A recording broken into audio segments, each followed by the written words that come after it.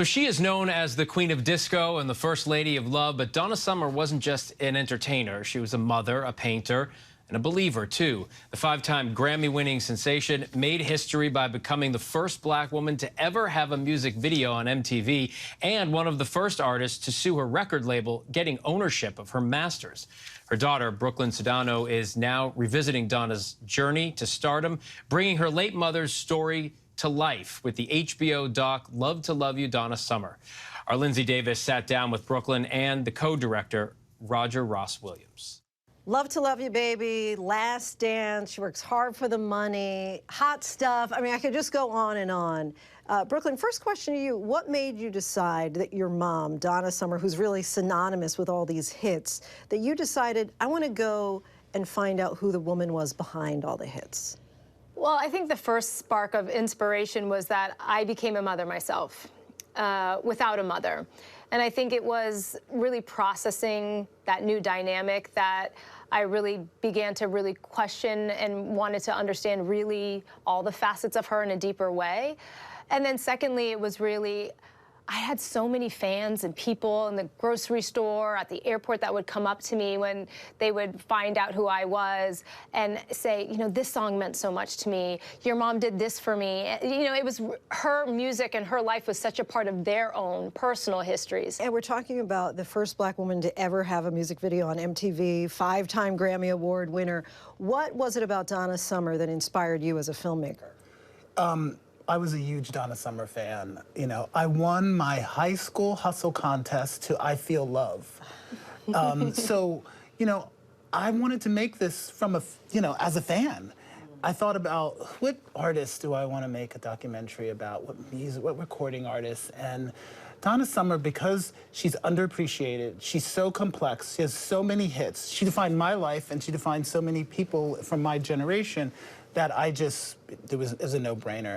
A lot of that honest portrayal is about struggle, really, that up front, your mom even talks about how she struggled with her fame and her image.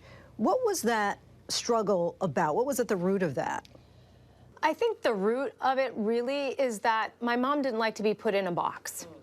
She was a box breaker. And I think really when you're an artist, which she really was, and I think that was one of the misconceptions, is that she's just kind of this figurehead for this movement or this persona, but she really was a creative artist, genius person. The fame and the titles that came along with First Lady of Love or the Queen of Disco just felt confining for her. There's just nothing in my life that's worth more to me than my jewels. My children are my jewels, and my husband and my family. I love to perform, you know, and that's extremely important, but it doesn't bring me what they bring me. Roger, I'm curious why you all decided to shoot it the way you did. When we hear the different characters being introduced, the different family members, we often only hear them and don't see them. We might see still images, but I imagine this was a deliberate choice. We really wanted Donna to tell the story. We've discovered audio tapes of Donna from when she was doing her autobiography. We used that audio as the base to really string out these stories. And it was really important that it was deeply personal, that it was Donna and then the immediate family and close friends. There's no experts, there's no musicologists.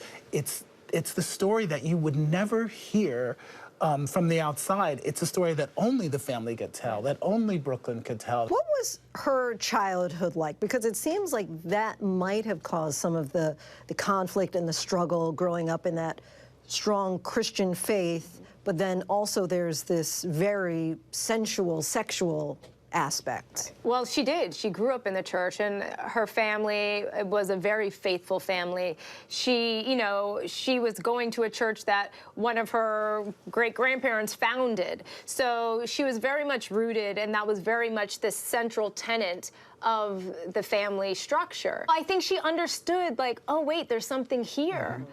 And there's power in that, and I think she understood that. So, you know, Boston and her upbringing was very much, you know, Boston is kind of a conservative town, conservative city, a segregated city at the time. There was a lot of things and a lot of dynamics in that regard going on when she was growing up. That spirituality was a part of the foundational aspect of who she was. And I don't think she ever really deviated from her understanding and her faith in God. When she was in high school, she started working with a band called The Crow. She would sneak out a lot at night and go sing in clubs. If we go back to her faith and religious aspect for a moment, it's reported that at some point, I think in the 1980s, she had said on stage, even knowing, because many people had contributed a lot of her success to the LGBTQ community, loving her music so much, it's reported that she said on stage, God made Adam and Eve, not Adam and Steve. AIDS is a result of your sin. What really happened? She definitely said the Adam and Steve part. She's kind of said it as an off-the-cuff kind of a thing during her stage performance. The AIDS thing was a separate thing that actually got added on to that later on in time.